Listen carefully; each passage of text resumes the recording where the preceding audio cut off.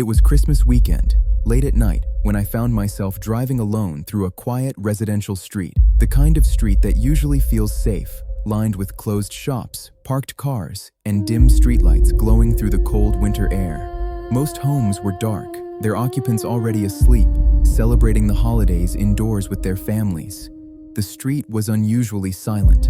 No pedestrians, no traffic, just the soft hum of my car and the occasional flicker of streetlights passing overhead. During holidays, streets like this empty out quickly, and that silence can feel peaceful, until it doesn't. I had been driving for some time, moving slowly through the neighborhood. Holiday music played softly on the radio, barely loud enough to notice.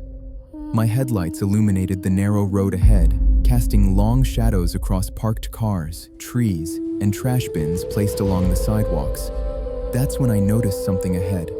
At first, it made no sense. In the middle of the street stood a small artificial Christmas tree. It was decorated with tiny lights, red, yellow, and white, glowing gently in the darkness.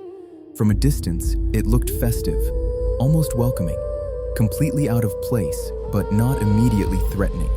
My first thought was that someone had dropped it. Maybe kids had moved it as a prank. Maybe it had fallen from a nearby house. I slowed down instinctively. My foot eased off the accelerator as I approached, keeping the car steady. I didn't want to swerve suddenly on such a narrow street.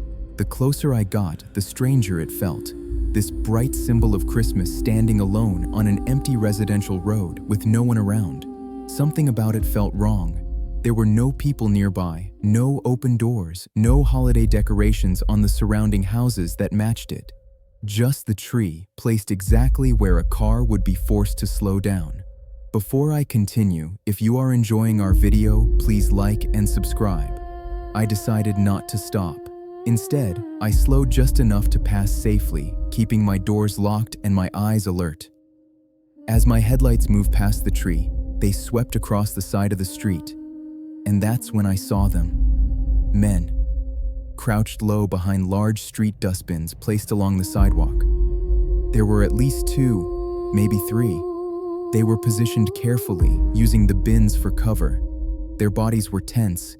Their faces stayed hidden in the shadows. They weren't talking. They weren't moving. They were watching my car. My stomach dropped instantly. In that moment, everything made sense. The Christmas tree wasn't decoration, it was bait. I pressed the accelerator gently and drove on, my heart pounding harder with every second. I didn't look back right away. I didn't want to make it obvious that I had noticed them. I kept driving until I reached a brighter, more populated street with open shops and passing cars. Only then did my breathing finally slow. The next day, I couldn't stop thinking about what I'd seen. I reported the incident, explaining everything: the Christmas tree in the street, the lights, the men hiding behind the dustbins. What authorities told me afterward confirmed my fear. Criminals sometimes use festive objects during holidays: Christmas trees, gift boxes, decorations, to lower a driver's guard. On quiet streets, especially at night, people assume it's harmless or accidental. They slow down, they stop, they step out. That moment of hesitation is all it takes. What happened wasn't random. It wasn't a prank. It was planned, carefully staged. The holiday decoration made it feel safe, just long enough to make the setup believable. Since that night, I see quiet streets differently, especially during holidays. If I see an object deliberately placed in the middle of the street, no matter how harmless it looks, I don't stop. I slow down, pass safely, and report it once I'm somewhere secure.